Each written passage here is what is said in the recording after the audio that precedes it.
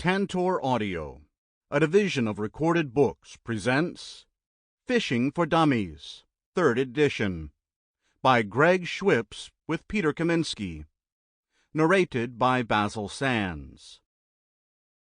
Publisher's Note: in this audio edition you will hear references to figures and tables present in the print and ebook formats of the book.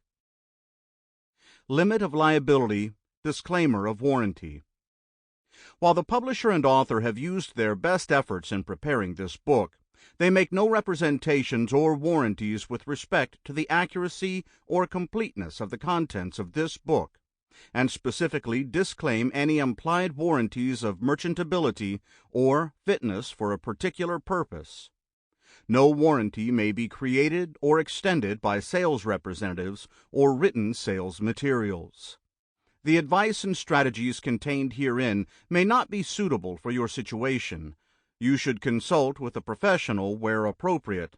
Neither the publisher nor the author shall be liable for damages arising herefrom. Introduction. Nearly 50 million Americans fish, and they can't all be nuts. Okay, maybe they can be. They're crazy passionate about fishing and all that the hobby brings with it. They love the scenery, the camaraderie, the silence, the fight of the fish, the photographs of smiling people holding fish. They love to eat fish, or they love to fight the fish, only to release it to fight it again another day.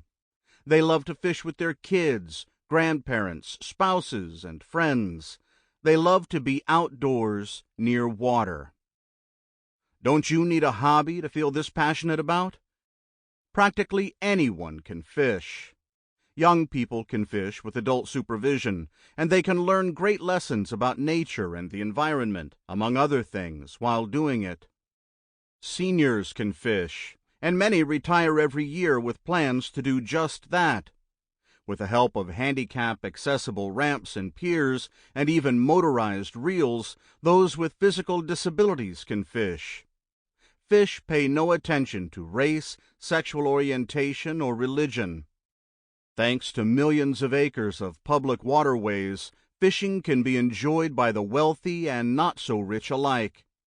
Fishing is one of the most welcoming outdoor activities around. Fishing isn't predictable, though, which for some is another reason to love it. Fishing takes you outdoors, and not just to the well-manicured and maintained golf courses and ski slopes. Although you can fish in brightly lit and public places, you don't have to. And some fishing finds you in some pretty wild places indeed. You're always fishing near water, of course, some of it deep and fast-flowing, and there are plenty of sharp hooks around. For that reason, it's not a hobby to be taken lightly. You need to know what you're doing, and this book helps you get there. About this book. You're holding the 3rd edition of Fishing for Dummies. It builds on the successes of the 2nd edition and features much new and updated material that I, Greg, added to the original, which was written by Peter Kaminsky. For example, I added much of the material about boating using circle hooks and the pursuit of such fun quarry as catfish. In this 3rd edition, I've included more information about the latest technology that helps anglers catch fish, more on how to rig for specific species of fish, and more information in general. And Peter also chimes in from time to time with tips, advice, and anecdotes, especially involving fly fishing and saltwater fishing. Tip: for much more information on the joys of fly fishing, you need to check out the latest edition of Peter's book, Fly Fishing for Dummies.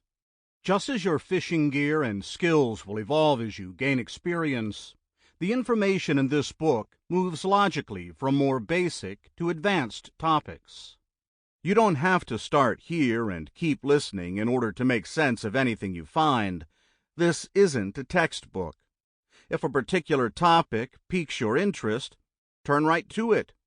Within every chapter, we define terms and point you in the direction of any additional information that might help you located in another chapter. Like all For Dummies books, this one aims to give you the information you need, say, to choose workable fishing gear, hook and land a fish, and know what to do with it once you land it, without burying you in obtuse language and terminology. You find here instead a casual and fun introduction to multi-species angling that, we hope, answers all your questions and encourages you to spend more time fishing. We use the following conventions throughout the text to make things consistent and easy to understand. New terms appear in italic and are closely followed by an easy-to-understand definition.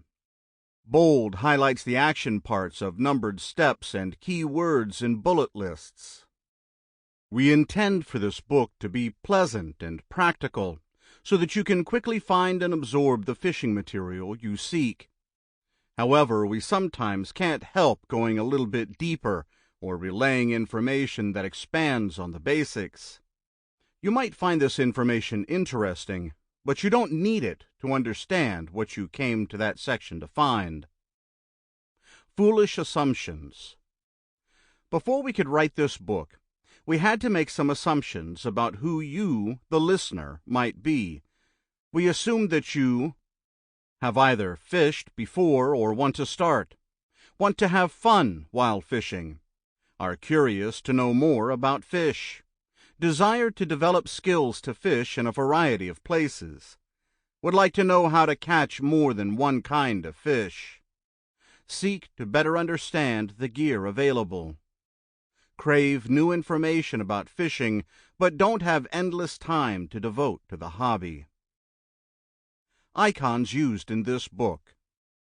One of the great things about a For Dummies book is the interactive icons used to highlight or illustrate a point. Here are the icons we've used throughout this book to draw your attention. Remember! Some points are worth hammering home. When we reference a concept that we've discussed elsewhere, or that is particularly important to your fishing experience, we use this icon. Technical stuff. We try to keep the information in this book light, but when we can't resist delving deeply into a technique or piece of equipment, we use this icon to let you know that the information is skippable. Tip. This icon alerts you to any information that saves you time, money, or frustration in your quest for better fishing. Warning! Some actions can hurt the fish, your equipment, or you. We mark those with this icon. Beyond the book. This book comes with a free online cheat sheet that includes helpful reference material that you can peruse from your computer or mobile device.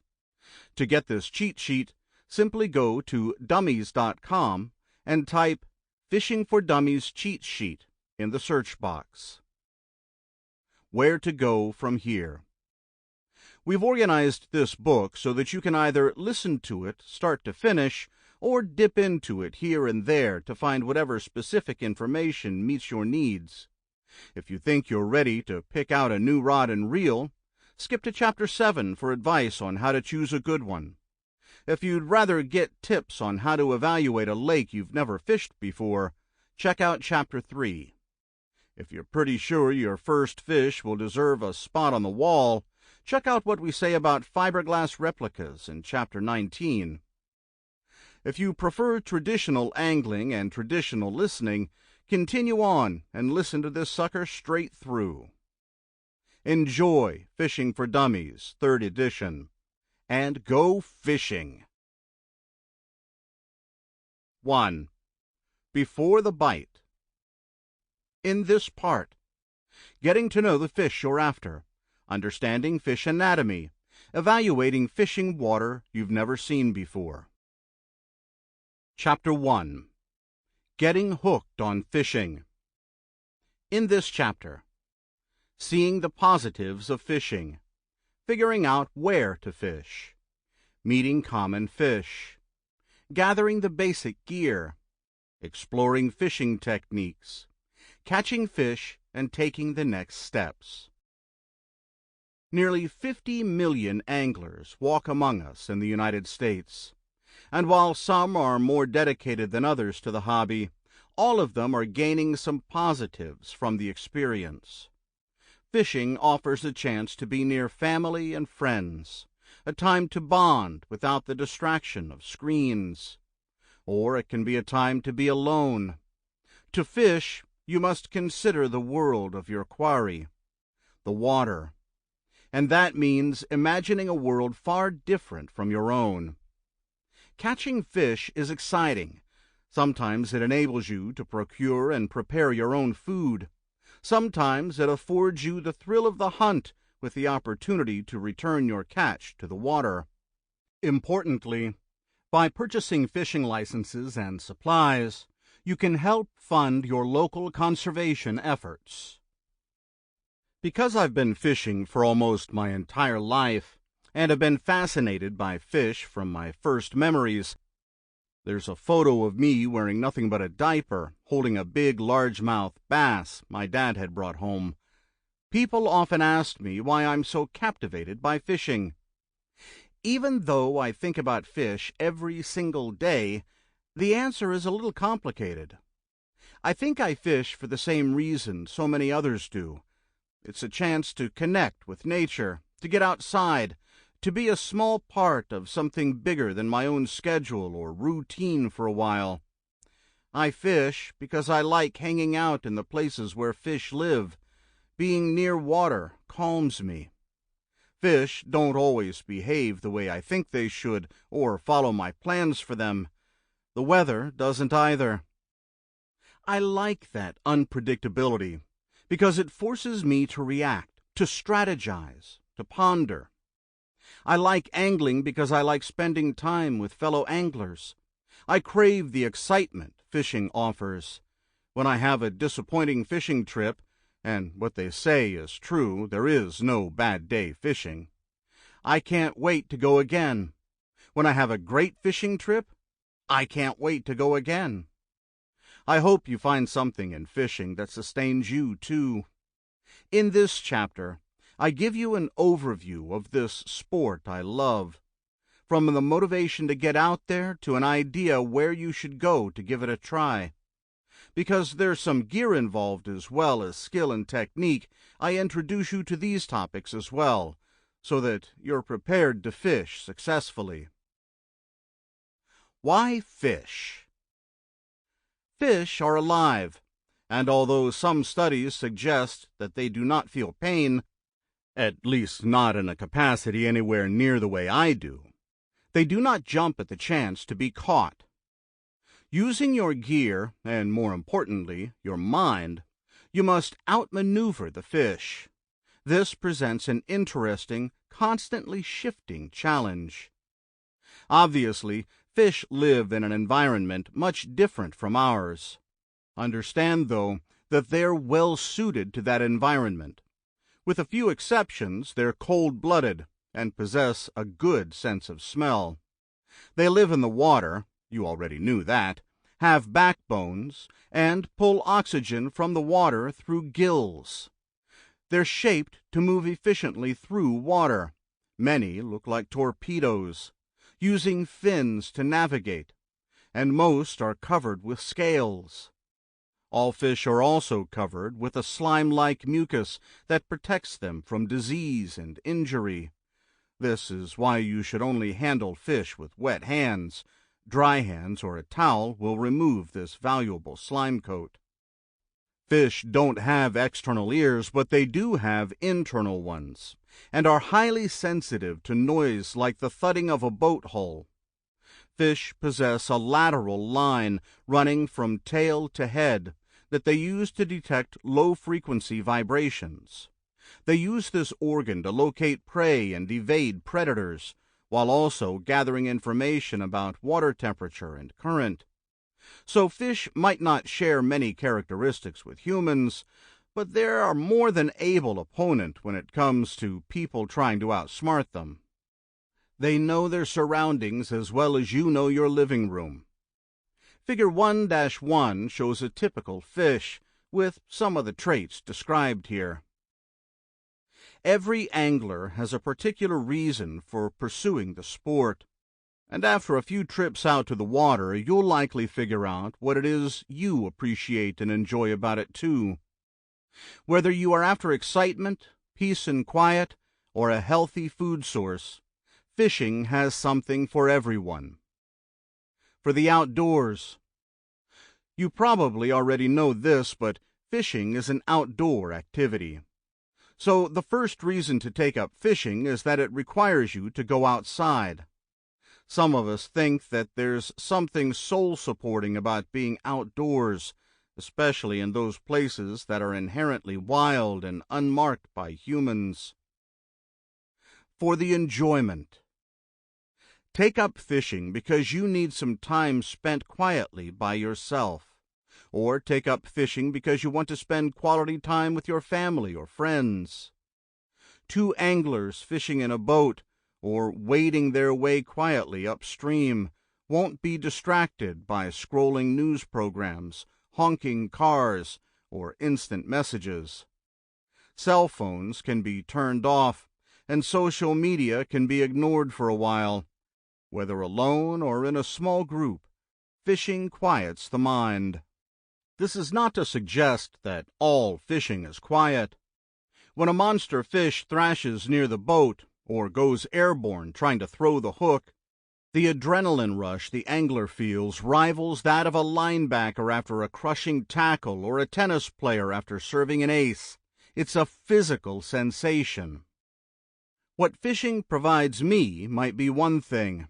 You too will find a way to make fishing work for you. If you crave excitement, fish in a way that offers it. If you seek peaceful, introspective time, fishing can give you that as well. And no one will make you commit to one kind of fishing all the time. Your fishing can evolve as you do. For the table. Our ancestors fished for food, and you can too. Fish are great tasting and good for you as well. Chapters 20 and 21 tell you how to prepare fish for the table, as I even offer you some proven recipes, allowing you to make wonderful meals of your fresh-caught fish. Many people today care about where their food comes from, and we like the idea of eating locally grown food. Well, when it comes to sustainability, fishing is tough to beat. Fish are a renewable resource. Selective harvest will ensure that we all have plenty of high-quality food available forever, possibly from a source close to your home. As long as the water quality of your fishing spot remains good, a properly prepared fish can add a healthy option to your menu. Where should you fish?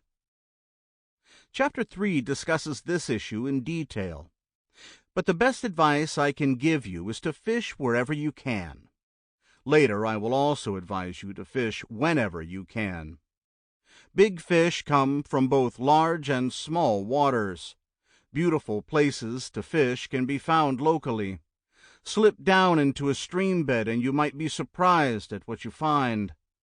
Many subdivision ponds are stocked, and some of them face very little fishing pressure. Saltwater inlets and tidal rivers attract wonderfully large and tasty fish at times too. Part of the joy and challenge of fishing lies in finding your favorite spots. Fish move seasonally, especially in rivers and oceans, so catching a particular species of fish all year long will involve traveling to follow their migrations. This also means that a new quarry might suddenly arrive. You also learn to go to different locales to catch different kinds of fish during certain times of the year. Fishing freshwater. Not all freshwater fishing is the same, and almost every state offers a wide range of fishing possibilities. Michigan, for example, offers everything from small stream fishing for rainbow trout to Great Lakes fishing for king salmon. Even states far from giant bodies of water boast rivers of varying sizes and both natural and man-made lakes. Your gear and your approach will vary quite a bit from place to place, but this too is part of the fun of fishing. Much freshwater fishing depends on current. You're fishing in either moving or calm water, and there are a lot of fish, and a lot of techniques to fish for them, in both kinds of water. Wherever you live, you are close to good freshwater fishing. Chapter 3 will help you learn how to find it. Fishing saltwater. Saltwater fishing possibilities might not always be local, since we don't all live near a coast. When you find saltwater, you find an almost limitless variety of fish. Many of the techniques used in freshwater carry over to saltwater. However, the game changes a bit when you're dealing with the fast, strong fish of the oceans. For this reason, saltwater fishing can be intimidating.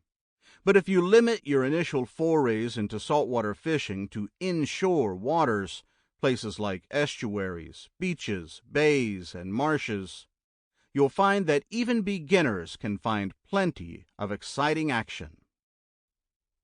What are you fishing for? I once caught a flathead catfish that measured more than 49 inches long from a river that you can wade across in spots. This led my wife to remark, "Why did I ever dip my toes in there?" So what are you fishing for? Both salt and freshwater bodies of water boast a vast range of species, many of which can be taken on rod and reel. Maybe you prefer to catch mostly bluegill and crappie, often taking a mess of fish home to fry. Or maybe you found a great sport by wading flats of big lakes, taking carp on a fly rod. Remember, your favorite species might change over time. You can always adjust your gear and tactics to specialize.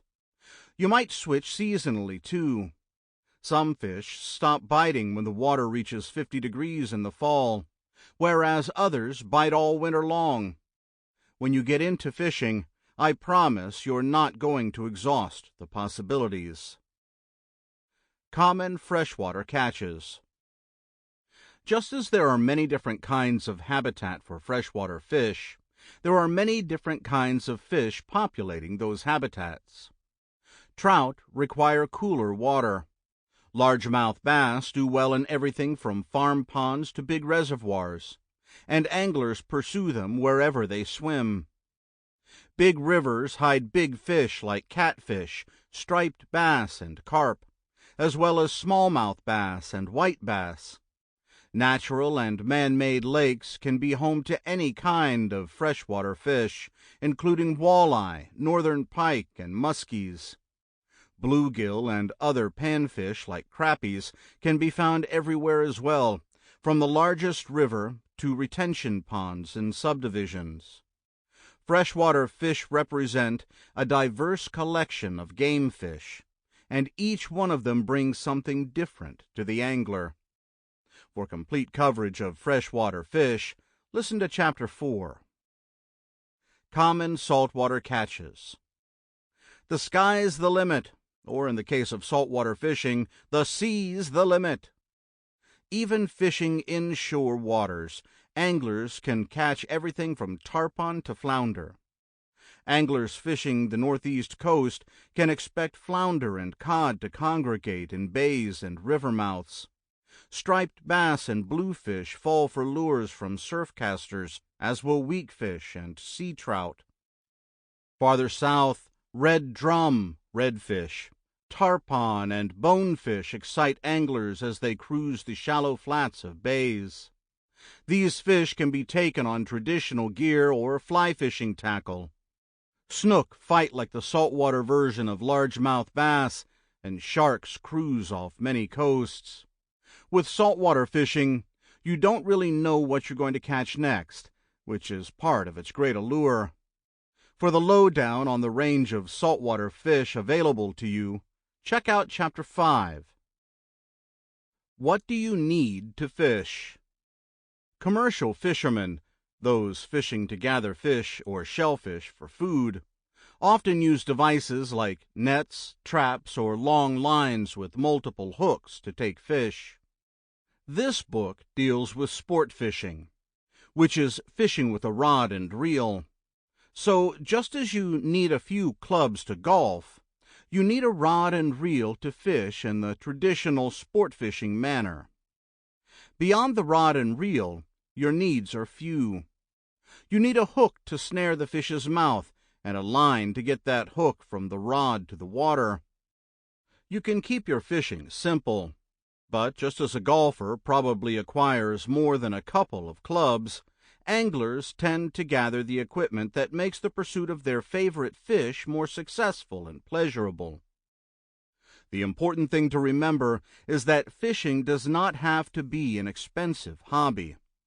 Unlike golf, you don't always have to pay to fish in this country after you have the required license. However, if you're someone who likes to fish with nice equipment and the latest technology, well, all that awaits you too. Anglers with deep pockets and a matching desire can fish from large, spacious boats boasting cutting-edge electronics and an arsenal of rods and reels. One of your first choices when you begin fishing is to decide what kind of gear you intend to use. The four basic kinds are spin cast, spinning, bait casting, and fly casting. Figure 1-2 shows the four kinds of rods and reels, and Chapter 7 covers them in much more detail. Picking up fishing essentials. Basically, to begin fishing, you need a rod and reel spooled with line and a handful of terminal tackle, things like sinkers and hooks, covered completely in Chapter 9. Even someone who possesses one hook can probably find a garden worm somewhere and catch a fish. Most likely you'll want some kind of tackle carrier to carry your terminal tackle and other lures, artificial, synthetic baits, and flies. This could be as simple as a plastic tackle box or a fishing vest with pockets. The right clothes will keep you comfortable and safe. Anglers fishing from boats or near rapid current should always wear a life jacket. Waterproof footwear may not be a necessity, but it's pretty close at times. Sunglasses and a billed hat make life easier while fishing. Figure 1-3 shows two anglers who are pretty much ready for any piscatorial challenge. Chapter 2 tells you much more about how to dress for fishing success. Adding to your angling arsenal. Cabela's, the giant outdoor retail store, has been selling fishing tackle for nearly 50 years. Bass Pro Shops is nearly that old, and now those two companies have merged. There are countless local bait shops, and stores like Walmart, Dick's, and Academy stock a whole section with fishing equipment. The advantage to shopping retail is that you should find knowledgeable salespeople there to help you. But, of course, fishing equipment can be purchased online as well. In addition to Amazon, there are sites dedicated to offering premium gear at low prices. These might be specialized.